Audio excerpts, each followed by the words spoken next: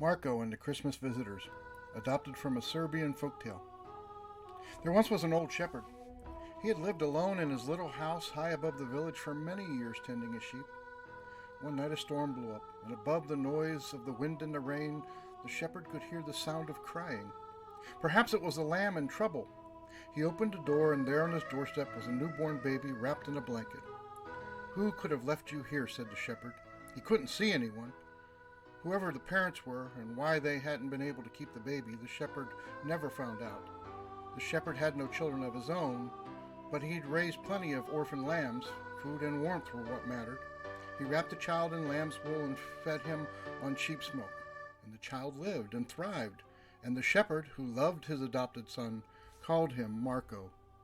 But though the shepherd welcomed little Marko, the villagers were not so sure. They didn't trust strangers, and they were suspicious of the child who had arrived in such a mysterious way. It wasn't long before they realized, too, that this little boy was different from any other. He was blind. He couldn't see anything at all. In those days, people were sometimes cruel to those who were disabled in some way, and instead of helping him to live his life, they rejected him. "Huh," said the villagers to the shepherd. "What use will he be? You should never have taken him in." The village children teased him and wouldn't let him play with them. But whenever Marko got upset by their treatment, the shepherd would say to him firmly, "They're only thinking of what you can't do, but I see what you can do, and you can do things they'd never dreamed of." It was true, too. While other people saw with their eyes, Marko had learned to use his sense of touch. He could touch your face and feel whether you were happy or sad. He could tell, somehow, whether you were cruel or kind. If the shepherd brought him an injured sheep, Marko would run his fingers over it and soon be able to say exactly what was wrong. "You can see with your fingers," the shepherd used to tell him. But life was sometimes sad and difficult for Marko. There was one thing that Marko longed to do more than any other. Every Christmas, the people of the village would gather in the little church to put up statues of the Holy Family, Mary, Joseph, and the baby Jesus. Children from the village would be chosen to take the statues out of their boxes where they had been stored during the year and put them carefully into the alcove in the wall of the church, high up above the people's heads, where they would stay throughout Christmas, looking down on the congregation.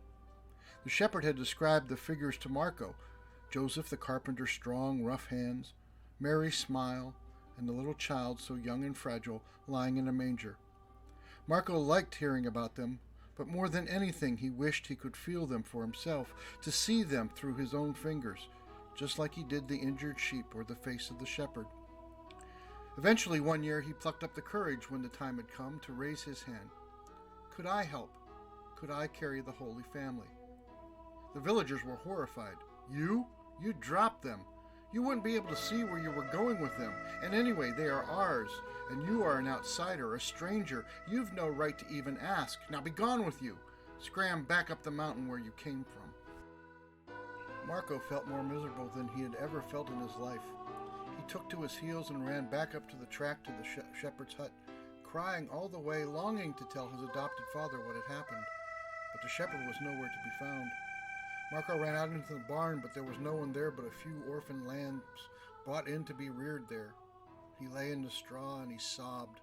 Why couldn't he be like all the other children? Why couldn't he just once hold those holy statues in his arms, touch Mary and Joseph, and feel the face of the infant Jesus? He was still crying when he heard a tap at the barn door and the door being pushed open. "Excuse me," said a man's voice. "I wonder whether you would mind if I and my wife and baby sheltered in the barn for the night. It's getting cold and we can't find anywhere to stay. The people in the village said they had no room." "My adopted father isn't here at the moment," said Marko. "But I know he would say yes. He took me in, so I know he would welcome you too." "Thank you," said the man, and he noticed Marko's face still wet with tears. "What's the matter?" he asked, as he and his wife began to unpack their things. Marko told them what had happened, how he could see with his fingers as well as the others could see with their eyes, and how he longed to hold the Holy Family but wasn't allowed to. "Being able to see with your fingers is very clever," they said. "Would you like to touch our faces?" they asked. Marko reached up and felt the man's beard and held his rough hands, hands that had done hard work. He felt the woman smile, and then she put the baby into his arms. "Marko, would you hold the baby for us while we get ourselves sorted out?" she asked. Marko took the child carefully. He was very small. He felt his little nose, round like a button, and his ears like fragile seashells. He felt the roundness of his head against his cheek and the child's soft lips. By the time the man and the woman had finished unpacking and settled down beside Marko on the barn floor, the baby was fast asleep in Marko's arms. "You keep hold of him," said the mother. "He's happy with you." Just at that moment, Marko heard voices and footsteps coming toward the shed. A great crowd of people. He hoped they wouldn't wake the baby. But who could it be? No one usually came here. The door of the shed was pulled open, and Marko heard a great gasp of surprise. "What is it?" he asked. No one answered for a long time, but then Marko heard the voice of the shepherd. "The villagers came to find me on the hillside," he said. "They said that my barn was on fire. They could see the light from it all the way from the village. So we came straight away, but we never expected to find this." "Find what?" asked Marko.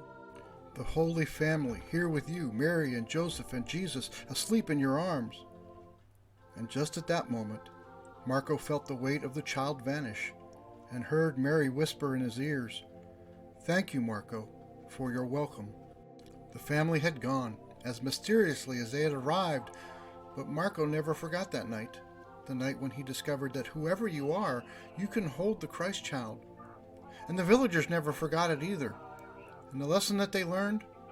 That God was not their property, someone they could lock up in their church, but that he goes where he wills and dwells with all who welcome him. Amen, and Merry Christmas.